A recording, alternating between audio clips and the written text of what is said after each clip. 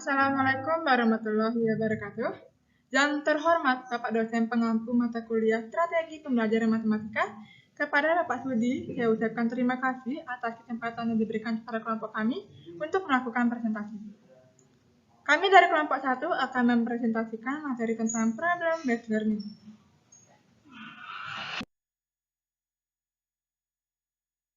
Adapun anggota dari kelompok kami yang pertama yaitu saya sendiri atas nama Hulaini Hidayatul Hidayah dengan NIM E1R021074 sebagai moderator sekaligus pemateri pertama. Kemudian ada Nikoma Asiti Dewi dengan NIM E1R021088 sebagai pemateri kedua.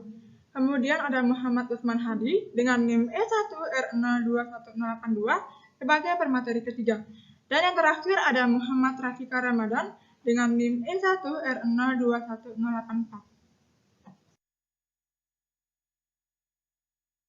Kita akan langsung masuk ke materi pertama tentang pengertian problem based learning yang akan dijelaskan oleh saya sendiri. Adapun arti dari problem based learning sendiri adalah pembelajaran berbasis masalah. Kemudian pengertian dari problem based learning adalah suatu pendekatan pembelajaran dimulai dengan menyelesaikan suatu permasalahan yang memerlukan pengetahuan baru untuk dapat menyelesaikannya. Problem based learning adalah model pembelajaran yang melibatkan keaktifan peserta didik untuk selalu berpikir kritis dan terampil dalam menyelesaikan suatu permasalahan. Kemudian kita akan masuk ke materi kedua, yaitu pengertian problem based learning menurut para ahli, yang akan disampaikan oleh pemateri kedua, yaitu Nikoma Asiti Dewi. Kepada Nikoma Asiti Dewi, saya persilakan. Baik, terima kasih atas waktu yang telah diberikan. Di sini saya akan menjelaskan materi yang kedua, yaitu pengertian problem based learning menurut para ahli. Adapun pengertian problem based learning menurut para ahli, yang pertama menurut DAX, yaitu model pembelajaran yang menantang siswa untuk belajar tentang bagaimana belajar. Bekerja secara berkelompok untuk mencari suatu solusi dari permasalahan di dunia nyata. Yang kedua yaitu menurut Arens, yaitu suatu pendekatan pembelajaran di mana siswa dihadapkan pada masalah autentik sehingga diharapkan mereka dapat menyusun pengetahuannya sendiri, menumbuh kembangkan keterampilan tingkat tinggi dan inquiry, memandirikan siswa serta meningkatkan kepercayaan yang ada pada dirinya. Yang ketiga yaitu menurut Gede Gunantara, ia menjelaskan pendekatan pembelajaran dengan membuat konfrontasi kepada pembelajar dengan masalah-masalah praktik atau pembelajaran yang dimulai dengan pemberian suatu masalah dan memiliki kontes dengan dunia nyata. Yang keempat yaitu menurut Swimin, di mana ia mengatakan bahwa pembelajaran yaitu menciptakan suasana belajar yang mengarah terhadap permasalahan sehari-hari.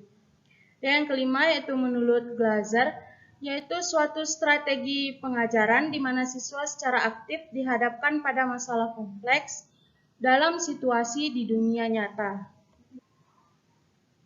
Mungkin sekian yang dapat saya sampaikan, kurang lebihnya saya mohon maaf.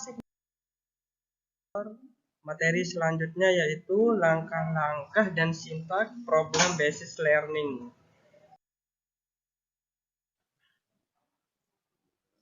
John Dewey, seorang ahli pendidikan berkebangsaan Amerika, memaparkan 6 langkah dalam pembelajaran berbasis masalah ini. Yang pertama, merumuskan masalah, yaitu guru membimbing peserta didik untuk menentukan masalah yang akan dipecahkan dalam proses pembelajaran, walaupun sebenarnya guru telah menetapkan masalah tersebut. Yang kedua, menganalisis masalah, yaitu langkah peserta didik meninjau masalah secara kritis dari berbagai sudut pandang. Yang ketiga, merumuskan hipotesis, yaitu langkah peserta didik merumuskan berbagai kemungkinan pemecahan sesuai dengan pengetahuan yang dimiliki.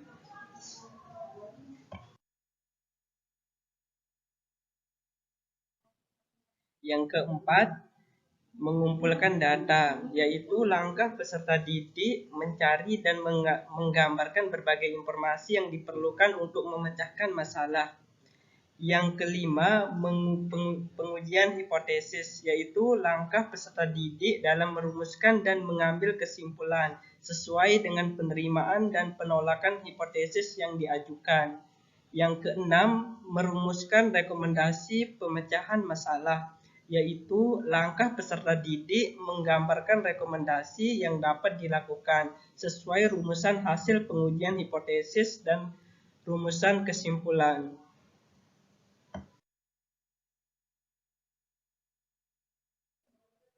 Sedangkan menurut David dan Johnson memaparkan 5 langkah melalui kegiatan kelompok.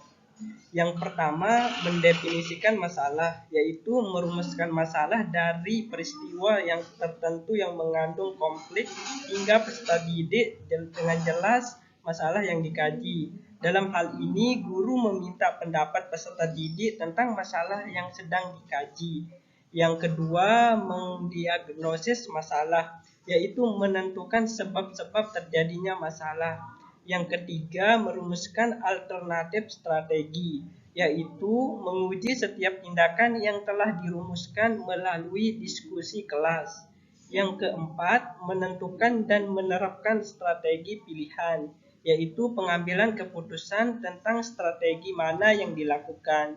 Yang kelima, melakukan evaluasi, yaitu baik evaluasi proses maupun evaluasi hasil.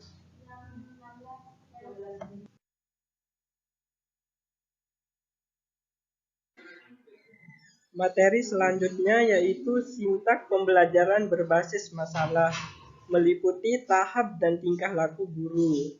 Tahap yang pertama, orientasi peserta didik pada masalah. Tingkah laku guru yaitu guru menjelaskan tujuan pembelajaran, menjelaskan logistik yang dibutuhkan, mengajukan fenomena atau demonstrasi atau cerita untuk memunculkan masalah, memotivasi peserta didik untuk terlibat dalam pemecahan masalah yang dipilih. Tahap yang kedua yaitu mengorganisasi peserta didik untuk belajar. Tingkah laku guru yaitu guru membantu peserta didik untuk mendefinisikan dan mengorganisasi tugas belajar yang berhubungan dengan masalah tersebut. Tahap yang ketiga yaitu membimbing penyelidikan individual maupun kelompok. Tingkah laku guru yaitu guru mendorong peserta didik untuk mengumpulkan informasi yang sesuai, melaksanakan eksperimen untuk mendapatkan penjelasan dan pemecahan masalah. Tahap yang keempat yaitu mengembangkan dan menyajikan hasil karya. Tingkah laku guru yaitu guru membantu peserta didik dalam merencanakan dan menyiapkan karya yang sesuai seperti laporan, video, dan model serta membantu mereka untuk berbagi tugas dengan temannya. Tahap yang kelima yaitu menganalisis dan mengevaluasi proses pemecahan masalah. Tingkah laku guru yaitu guru membantu peserta didik untuk melaksanakan refleksi atau evaluasi terhadap penyelidikan mereka dan proses-proses yang mereka gunakan. Sekian materi yang dapat saya sampaikan, kurang dan lebihnya saya mohon maaf, dan saya kembalikan ke moderator.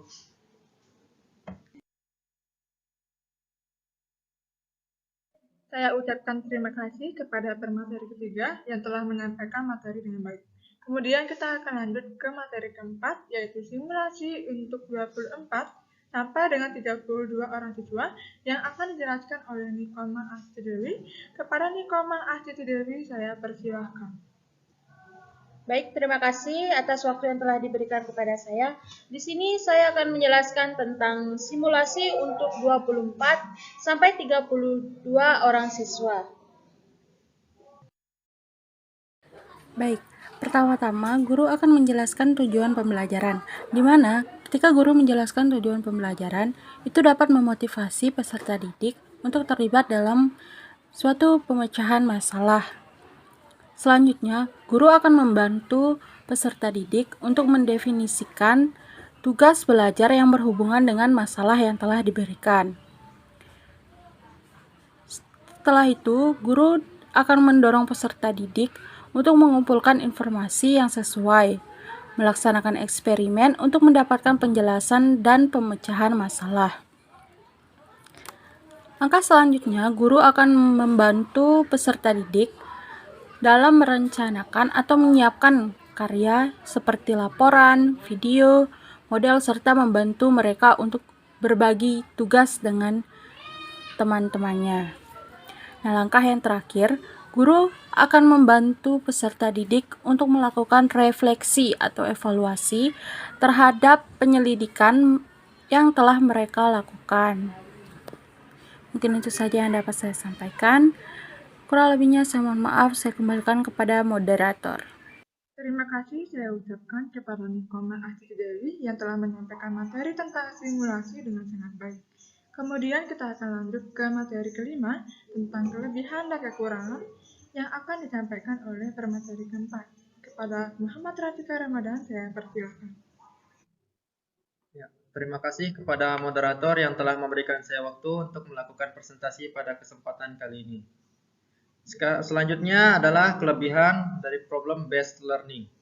Kelebihannya yang pertama adalah pemecahan masalah merupakan teknik yang cukup bagus untuk lebih memahami isi pembelajaran. Pemecahan masalah dapat menantang kemampuan peserta didik serta memberikan kepuasan untuk menentukan pengetahuan baru bagi peserta didik. Selanjutnya, pemecahan masalah dapat meningkatkan aktivitas pembelajaran peserta didik. Selanjutnya, pemecahan masalah dapat membantu peserta didik bagaimana mentransfer pengetahuan mereka untuk memahami masalah dalam kehidupan nyata. Selanjutnya, pemecahan masalah dapat membantu peserta didik untuk mengembangkan pengetahuan barunya dan bertanggung jawab dalam pembelajaran yang mereka lakukan. Selanjutnya, kelebihan lainnya yaitu melalui pemecahan masalah dianggap lebih menyenangkan dan disukai peserta didik. Selanjutnya, pemecahan masalah dapat mengembangkan kemampuan peserta didik untuk berpikir kritis dan mengembangkan kemampuan mereka untuk menyesuaikan dengan pengetahuan yang baru. Selanjutnya, pemecahan masalah dapat memberikan kesempatan pada peserta didik untuk mengaplikasikan pengetahuan mereka yang mereka miliki dalam dunia nyata. Dan yang terakhir, kelebihannya adalah pemecahan masalah dapat mengembangkan minat peserta didik untuk secara terus-menerus belajar. Selanjutnya adalah kekurangan dari problem-based learning.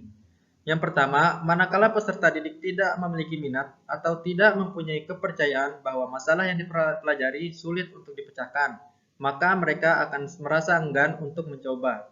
Yang kedua, keberhasilan strategi pembelajaran melalui problem solving membutuhkan cukup waktu untuk persiapan. Dan yang terakhir dari kekurangannya, tanpa pemahaman mengapa mereka berusaha untuk memecahkan masalah yang sedang dipelajari, maka mereka tidak akan belajar apa yang mereka ingin pelajari. Sekian materi dari saya, kurang lebihnya mohon maaf, saya kembalikan kepada moderator.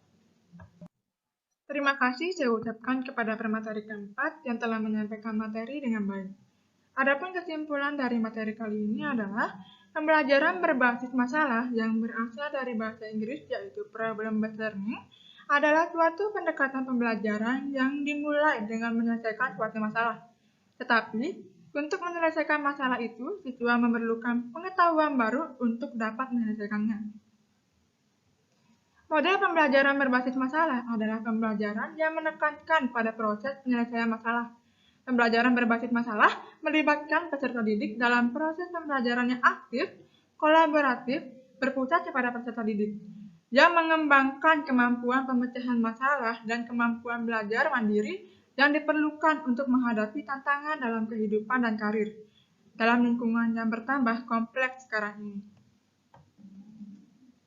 Sekian dari presentasi kami. Jika ada kekurangan, saya minta maaf. Dan jika ada kelebihannya, tidak usah dikembalikan. Karena kami adalah orang yang ikhlas. Terima kasih. Wassalamualaikum warahmatullahi wabarakatuh.